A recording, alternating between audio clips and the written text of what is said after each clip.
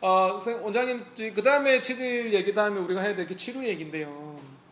저도 치료 수술을 많이 합니다만 정말 치료 수술은 어려운 것 같아요. 원장님만의 치료 수술 노하우가 좀 있으신가요? 실은 치료도 대장학문외과 의사의 어떻게 보면 치질처럼 끊임없이 고민해야 할 난제입니다. 왜냐하면 치료를 제거하는 것은 쉬울 수도 있어요. 문제는 변실금이라 하죠. 합병증이 생기는 그런 것들을 안 생기게 하고 또 회복도 빨리 되게 하고.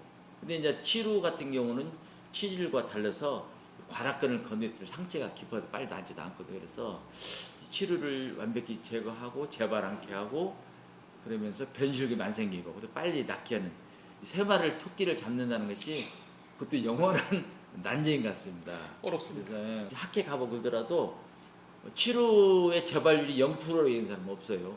저도 실은 많은 고민을 하고 그랬는데 지금은 이제 뭐 해결책보다도 내가 나름대로 이제 또 하나의 갖고 있는 노하우 하나는 이 치료를 쉽게 제거할 수도 있는 경우는 너무 깊이 속으로 파고들어서 그 칡뿌리 캐듯이 쭉 캐낼 수 없는 경우도 있을 거고 또 하나는 내구라고도 원발점 안에 그 자체를 또 발견 못한 경우 여러 가지 난제가 있는데 변질금이 생기지 않는 방법 중에 하나가 저는 어떤 방법을 쓰냐면 어쨌든 내구만 발견되면 그쪽으로 해서 치료를 제거하고 관악근을 다 이렇게 안 자르고 이제 물론 뭐 관악근을 조금 침범할 때 자르지만 그것도 그냥 하나의 그 나일론 실을 묶어놓습니다. 그래서 시통법 얘기하세요. 이제 그래서 그것을 그냥 넉넉히 걸어놓고 승부가 그 박 타듯이 조금 움직이면 치료가 10% 된다고 표현하는데 그 치료 길이 약해지죠. 얇아지면 나중에 자르는 방법 그걸 쓰다 보니까 환자가 좀 고생스럽게 왜냐면 본인이 자꾸 잡아 당기게 해야 되니까 시간이 그런데 걸리고. 근데 결국 이렇게 하니까 치료하고 또 변실금 2마리 토끼를 잡는 그리고 또 그 통증은 별로 없어요. 왜냐면 그 나일론 잡아 당길 때만 아프지 그 자체가 뭐를 꼬매거나 막 그런 거기 때문에 상처도 크게 낫지도 않고 그렇게 해서 나름대로 이제 해결점을 보고 있는데 어쨌든 그것도 계속 대장외과 의사로서 사는 동안 풀어야 할 숙제가 아닌가 그래서 생각을 해봅니다. 25년 동안 숙제를 풀고 있는 난제 같은 생각이 드는데 정말 대장학문외과 의사에게는 치료는 정말 항상 고민해야 되는 부분인 것 같고요. 수술은 쉽지만 합병증이 없는 수술을 하는 거는 쉽지 않은 문제이기 때문에 사실 대장학문외과 의사분들한테는 큰 도움이 되는 내용이었던 것 같아요. 마지막으로 치질 질환에 있어서 원장님께 여쭤보고 싶은 건 예방법인데요. 대장학문 건강을 유지할 수 있는 가장 좋은 비결이 무엇인지 고객들한테는 어떤 항문질환 건강관리법을 소개해 주시는지 궁금합니다.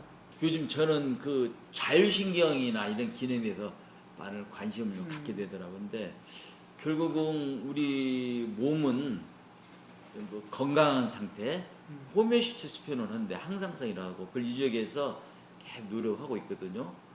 근데 그 어떤 자체 치유력을 어떤 방해하는 요소들이 있어요. 그럼 치질이 있다가도 어떤 사람 보면 뭐 혈전이 생긴다든가 갑자기 피가 나와서 이런 거 보면 그때 컨디션이 안 좋아서 그런 경우가 많더라고요. 네. 그래서 결국은 그 자율신경이나 이런 기능들이 제대로 할 수 있게끔 뭔가 마음을 만드는 게 상당히 중요한 것 같아요.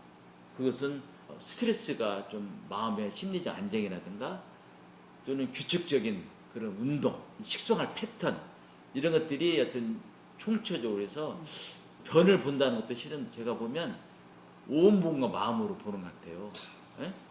그래서 그 한 가지 것이 아니고 그래서 어떤 그런 것들을 평소에 뭐 우리가 흔히 말하는 건강 예방법 있잖아요. 성인병 예방 다 그런 것들이 결국에 가서는 대장학문의 질환과 별개가 아닌 그 생각 들고 저희과적으로 할 수 있다면 자욕해 주는 거 뜨거운 물로 자욕해 주면 좀 체력도 좋아지면서 좀 케겔 운동 뭐 이렇게 해주는 거 그런 것들이 이제 도움되지만 궁극적으로는 다 총체인 것 같아요. 지금 이제 재밌는 얘기 하나가 저희 과에서 학문 거근 증후이라는 게 있어요. 근데 지금 그게 난제거든요. 쉽게 해결이 안 돼요. 그래서 왜 그럴까라고 하는 저도 고민을 해봤는데 저는 골반적 근육의 부하도 보는 것 같아요. 유튜브 채널 보니까 근데 이제 신경외과 의사인 사람은 국소코어라는 말 쓰더라고요. 국소코어. 우리 몸은 정상적인 적당한 복강 그 내압이 있어야 한다고 그러더라고요.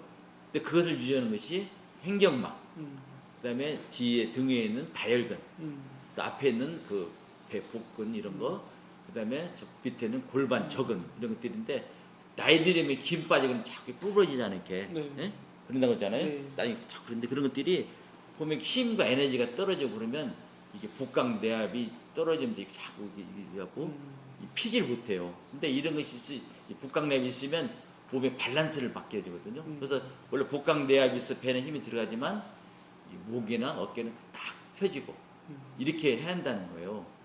그런데 왜 그 이론은 왜 그 항문 거건 중에 생기냐고 했더니 그런 것들이 깨지면 이게 이런 것들이 밸런스 깨지면서 골반적 근육에 어떤 그 부하가 걸린다는 거예요. 그럼 부하가 걸리면 그 자체 근육이 수축하니까 그쪽으로 앞으로 이제 뭐 요도라든가 직장에 가고 있는데 그쪽에 가는 그 근육 약해지면 하지만 동시에 그쪽으로 가는 신경이 눌리니까 그 신경을 지배받는 항문이 이제 묵직하니 아프다고 그런 표현을 하더라고요. 그래서 아 원인을 어떻게 모를까 했는데 그 얘기를 듣고 아 그럴 수 있구나. 그럴 수 있구나. 그런 생각이 들다고 그래서 여러 가지 몸의 기능. 근데 복강 내압을 증식시키는 방법 중에 하나가 복식호흡도 들어가더라고요. 호흡법 이런 거. 호흡법. 그래서 결국 명상도 연관되기도 하고. 그래서 사람이 어떤 집중을 하고 몰입을 하고 어떤 일심으로 뭔가를 하게 되면 일을 할 때도 가장 효율적인 방법으로 우리 몸이 도와줘요. 그러면서 중력이 부하되는 것을 완전히 분산시켜서 몸은 무리가 안 가고. 그래서 어떻게 보면 그런 것들도 또 명상하고 연관되기도 하고. 그래서 사람이 어떤 일심으로 할 수 있는 거, 우리 몸의 어떤 그런 자율신경이나 중추신경 이런 것들을 건강해주면서 이런 것들이 뭐 대장 항문처럼 연결되기도 하고. 결국 우리는 뭘 하든지 간에 온 몸과 온 마음으로 하기 때문에 그걸 총체적인 것들을 잘 이렇게 관리를 하면 덤으로 얻어지는 그런 관리가 많이 돼서 어떤 대장 항문 질환을 따로 어떤 그 분리돼서 생각은 아니라는 생각이 들어요. 역시 명의시라는 생각이 절로 듭니다. 어떻게 보면 항상성, 그다음에 몸의 자율, 그렇죠? 스스로 병을 이겨낼 수 있는 그런 능력 이런 거를 명상 이런 얘기를 좀 해주셨고요. 그러면 진짜로 마지막 질문. 대장문 외과에 잘 안 오려고 하시는 분이 많으세요. 정말 그래서 병을 키워서 오시는 분 되게 많으시고 치료가 단순 치료가 복잡 치료 돼서 와서 너무 안타까운 경우도 많으시고 체질인 줄 알고 방치하다가 대장암이 돼서 오시는 대장암을 놓치는 경우도 있으신데 그런 의료 소비자분께 마지막으로 당부 말씀 좀 부탁드릴게요. 장문외과로 오시면 됩니다. 그것도 그런 방법 중에 하나인데 어떤 옛날부터 그런 얘기가 있잖아요.